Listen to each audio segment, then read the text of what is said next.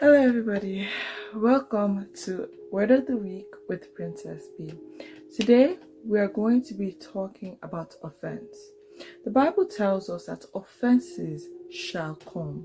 It was very certain, it was very specific. Offense, you will be offended, I'll be offended, we will all offend each other, we will all be offended. It's okay.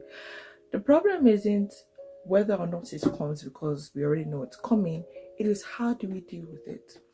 Growing up in the church system, unfortunately, I don't think from my fellow aunties and uncles at the time, I was probably taught on how to deal with offense, because how many of them dealt with offense was by talking to everybody but the person that offended them. And what that does is it creates a generation of young adults and youth who don't necessarily know how to solve problems. Rather, they act out. They act irrationally, or they take everything personally. They take a concern as a personal offense instead of them being able to understand and utilize constructive criticism. Let us ensure, brothers and sisters, that when we are offended, we don't allow this offense to brood into hatred, but rather go to the person and talk to them. I, for one, am not a confrontational person. I'm trying to work on confronting situations or confronting people. I'm really trying to work on it. I am.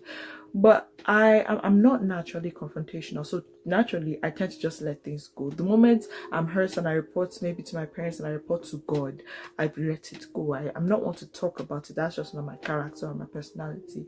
However, let's ensure that if you're like me, ensure that when you let it go, you truly let it go. But if you must talk to the person, ensure that you go to that person and you talk to them. I remember one time recently in church, I was in uni at the time. This must have been 2018, 2019.